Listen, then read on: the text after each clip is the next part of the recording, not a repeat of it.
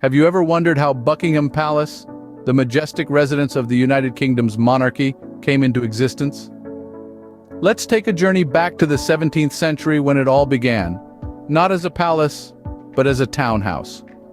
The original structure, known as Buckingham House, was built for the Duke of Buckingham, thus its name. This grand house, however, was destined for a higher calling.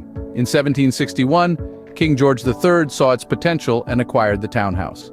It was then that Buckingham House took on a new moniker, becoming known as the Queen's House. Can you imagine? What started as a townhouse for a duke tucked away in the bustling city of London was now a royal residence, standing as a symbol of royal power and prestige. From a mere townhouse, Buckingham House was on its way to becoming the grand palace we know today. What does it take to transform a house into a palace fit for kings and queens? Well, let's dive into the architectural history of Buckingham Palace to find out. The transformation of Buckingham House into Buckingham Palace was no small endeavor.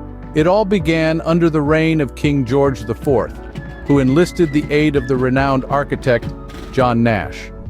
Nash was no stranger to grand designs, and he certainly pulled out all the stops for this project. He embarked on a series of extensive renovations, turning what was once a mere house into a majestic palace. The original structure was completely overhauled, with Nash adding not one, not two, but three new wings. These wings were meticulously designed to encircle a central courtyard, creating an imposing yet welcoming presence. The result of Nash's architectural genius and King George's ambitious vision was nothing short of spectacular. The once modest Buckingham House was transformed into an iconic symbol of royal power and prestige. With the completion of these renovations, Buckingham House had metamorphosed into Buckingham Palace, a residence truly fit for royalty. Did you know that Buckingham Palace wasn't always as grand and expansive as it is today? Indeed, the palace's growth and transformation into the magnificent symbol of royal power we know today was largely thanks to Queen Victoria, the first monarch to take up residence in the palace. Under her reign, the palace underwent significant architectural expansions. Picture a time of ceaseless construction, of stone and mortar, of architects' plans unfurling to reveal grand designs. The palace was in a constant state of evolution, ever growing to accommodate the needs and tastes of the monarchy. One of the most noteworthy additions during this era was the famous balcony. Today, it stands as a symbol of royal tradition, serving as the backdrop for countless royal appearances and celebrations. But it's not just the outside that evolved. The interior of the palace also saw grand changes. The ballroom, the largest room in the palace, was also a product of Victoria's reign. This majestic room, with its tall ceilings and grandeur, is a testament to the opulence of the era. Under Queen Victoria's reign, Buckingham Palace grew to symbolize the might and splendor of the British monarchy.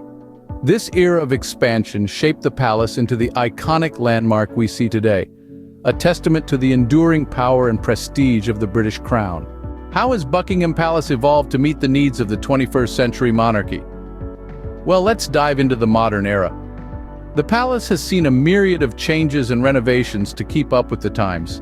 For example, in 2017, a significant maintenance work was undertaken to address some disrepair issues.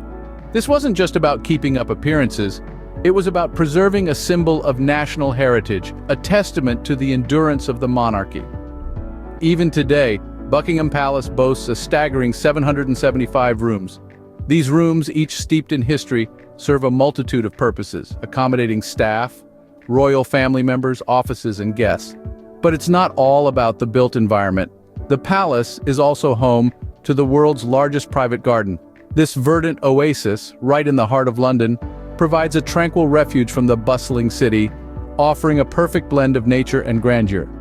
Buckingham Palace, with its rich history and grand architecture, continues to serve as the heart of the British monarchy.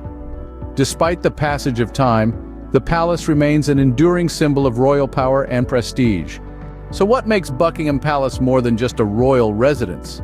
It's a tapestry of time, each thread weaving a tale of architectural grandeur and royal history. Born in the 17th century, it transitioned from a mere Buckingham House to the monumental Buckingham Palace, its walls echoing the footsteps of monarchs and the whispers of power. Its architecture is a testament to the era of expansion, with each monarch leaving their indelible mark on its facades. The palace expanded from a humble abode to a grand residence with over 775 rooms, each narrating a tale of prestige and power. Today, it stands not just as a home for the monarchy, but as a symbol of royal power and prestige, its grandeur captivating every eye that beholds it. It's a living, breathing chronicle of the United Kingdom's royal history, a Grade 1 listed building that opens its staterooms to the public, inviting us all to partake in its rich narrative. From Buckingham House to Buckingham Palace, this architectural marvel's history is as intriguing as the monarchy it houses.